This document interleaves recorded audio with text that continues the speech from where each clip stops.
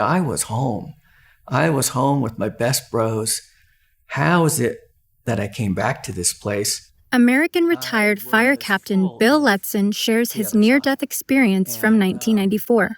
Responding to an emergency call, he entered an apartment and found a gravely ill woman in a bedroom. As he placed an oxygen mask on her, she exhaled, saying, "Oh, thank God," and her hot breath filled his lungs. Within 12 hours, Bill was sick, his heart racing, feverish, and vomiting. Feeling his body fail, he called emergency services. At the hospital, his weakened system collapsed. His blood pressure dropped to 40-0. Alarms rang and he was rushed to intensive care. That night, Bill left his body, soaring through a star-filled realm. It felt like he was being released from a dark, stuffy closet and was now a huge, expanded balloon. Joy and acceptance flooded him, as if rich nectar poured over his brain and coursed through his nerves. He felt like he was home, in absolute ecstasy. Moving among colored stars and orbs, Bill gained instant knowledge. Thinking of any subject brought floods of information, like pages flashing on microfilm. He realized the entire script of human existence was accessible, written on the sky of time. He wondered how he had ever believed he was just Bill, a personality with likes, dislikes, and relationships. It felt like he had been playing a game, pretending to be a human, and the object was to awaken with joy, kindness, and patience. Suddenly, he landed in a solid place in front of 3 small hooded figures, who were thrilled to see him. They asked, "How was it? What did you see? What did you learn?" When he seemed confused, one remarked he didn't remember them, and they giggled like friends greeting him after a roller coaster ride. Then, a tall, wispy being of swirling energy approached, radiating love so intense that Bill's chest inflated and he nearly collapsed in tears. He sensed this was a helper, guide, or angel of some kind. Bill asked what came next, expecting a life review.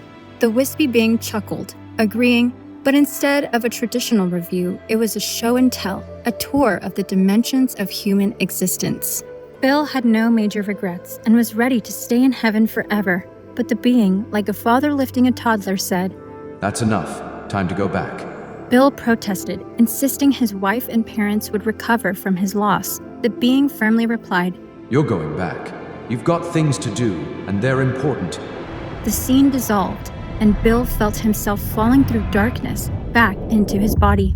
He awoke to an automatic cuff squeezing his arm, his blood pressure stabilizing. A nurse saw him awake and headed to the door to get the doctor. Frustrated, Bill asked why he was back, saying he'd been home with my best bros.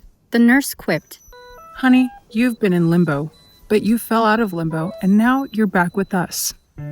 For days, Bill grieved, longing for the heavenly realm. Back on duty, he shared his story until colleagues warned him to stop, since it drew attention from the bosses. He stayed silent for 15 years, but in retirement, the memory surged. He felt guided to explore Central America, connect with shamans, and learn from Mayans about humanity's place in the universe. He concluded life is an earth school where souls learn through joy and hardship to always choose love, kindness, and compassion so they can evolve and become co-creators in an ever-expanding universe. Prudent quote of the day. Throughout life, people will make you mad, disrespect you, and treat you bad. Let God deal with the things they do, because hate in your heart will consume you too. Will Smith. For more relevant news from around our planet, please visit suprememastertv.com/news.